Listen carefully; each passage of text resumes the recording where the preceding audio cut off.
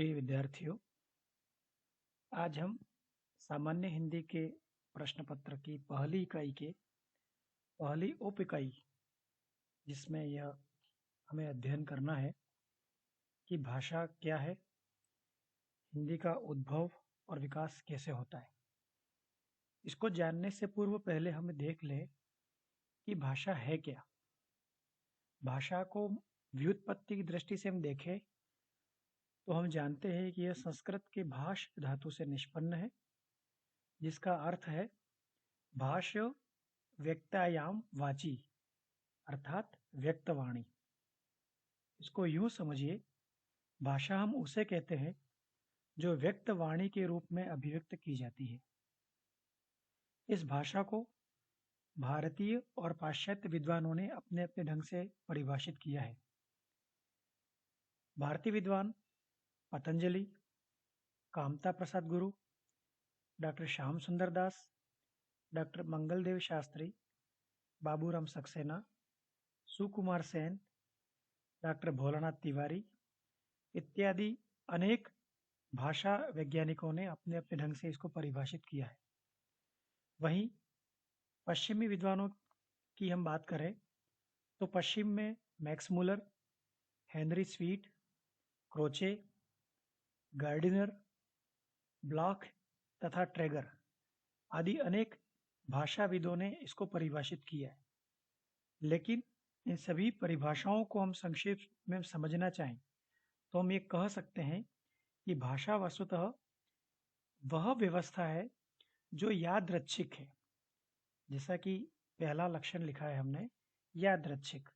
यादृच्छिक का तात्पर्य है ये एक मानी हुई व्यवस्था है जिसको किसी भी क्षेत्र के किसी भी परिवेश के लोगों ने उसको माना है। आप सभी लोग अच्छी तरह जानते हैं कि WATER वाटर को सामान्य अंग्रेजी भाषी पानी ही समझता है, लेकिन बिना अंग्रेजी का जानने वाला WATER को पानी नहीं समझेगा।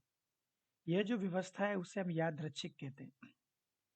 एक इसका और लक्षण है रूढ़ उच्चरित, अर्थात इसका उच्चारण बिल्कुल रूढ़ होता है, एक स्थायी होता है। और मूलतः भाषा ध्वनि संकेतों की व्यवस्था है।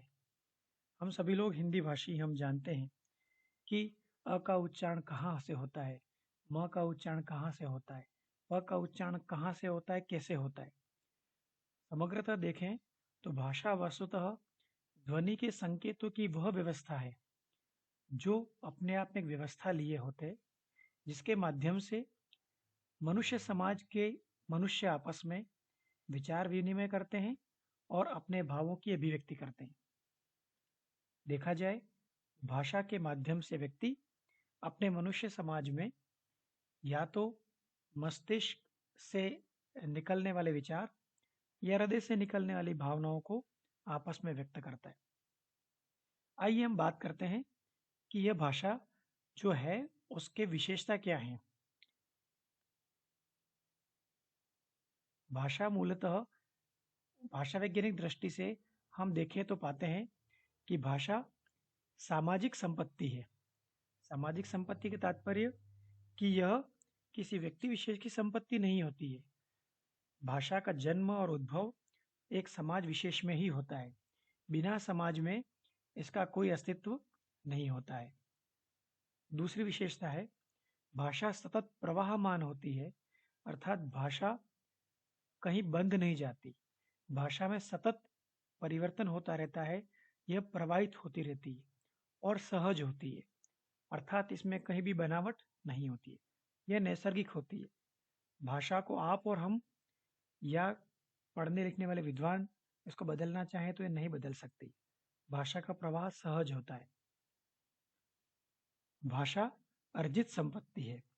अर्जित संपत्ति के तात्पर्य कि इसे अर्जित करना पड़ता है, इसे कमाना पड़ता है। यह वंशानुगत नहीं हो सकती।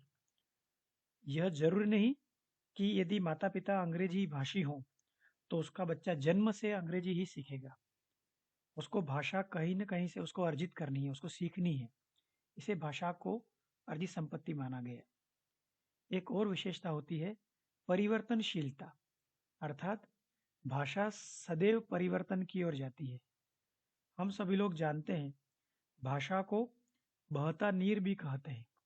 इसका तात्पर्य, जैसे नदी का पानी कहीं ठहरता नहीं, सदैव आगे बदलता रहता है, बढ़ता रहता है, उसी प्रकार भाषा भी परिवर्तित होती है सदैव। किसी भी एक रूप में वह स्थिर और स्थायी नहीं होती। अगली विशेषता है, भाषा संप्रेषण का माध्यम होती है। भाषा संप्रेषण से तात्पर्य है, एक व्यक्ति दूसरे व्यक्ति से, एक जीव दूसरे जीव से जिस प्रकार से, जिस माध्यम से अपनी बात रखता है, अपने विचार रखता है, अपने भाव प्रकट करता है, यह कहीं न कहीं यह माध्यम, यह संप्रेषण का माध्यम ही भाषा मानी जाती है।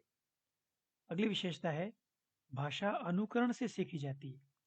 अनुकरण का तात्पर्य जानते हैं हम। अनुकरण कहते हैं कॉपी करना, नकल करना।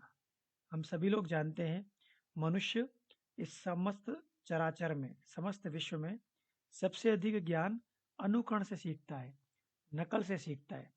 जैसे बंदर के बारे में कहते हैं, बंदर सबसे अधिक नकलची होता है। लेकिन मनुष्य जो है, वह भाषा का अर्जन, वह नकल से ही सीखता है। आप सभी लोग अपने बचपन को याद करें तो हम पाते हैं कि हमारे माता पिता, हमारे आस पड़ोस, हमारे गुरुजन जिस टोन में, जिस लय में, जिस तान से हमसे बात करते हैं, और कहीं न कहीं उनके माध्यम से ही हम भाषा सीखते हैं।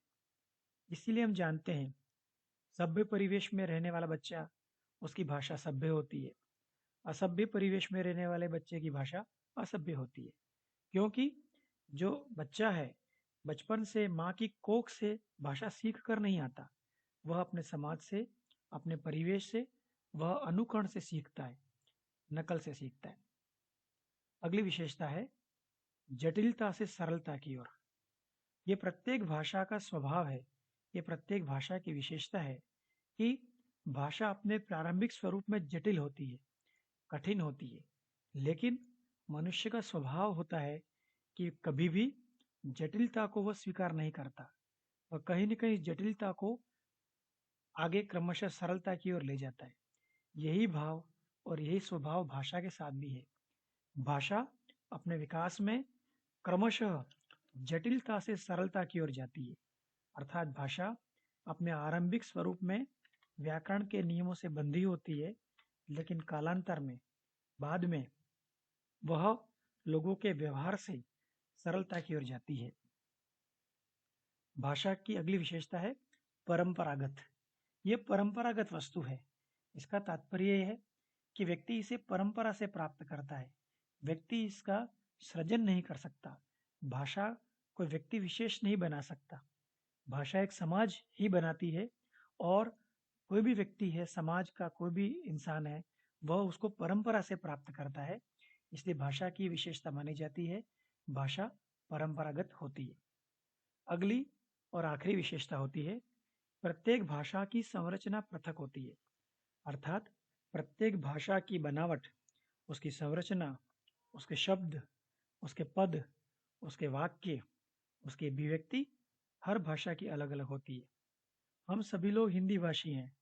हम जानते हैं, हिंदी में यदि आप वाक्य का प्रयोग करेंगे तो कहेंगे, मैं रामचरितमानस पढ़ता हूँ। इस वाक्य में सबसे पहले मैं कर्ता आएगा, फिर रामचरितमानस कर्म का प्रयोग होगा, और फिर पढ़ता हूँ क्रिया बाद में आएगी।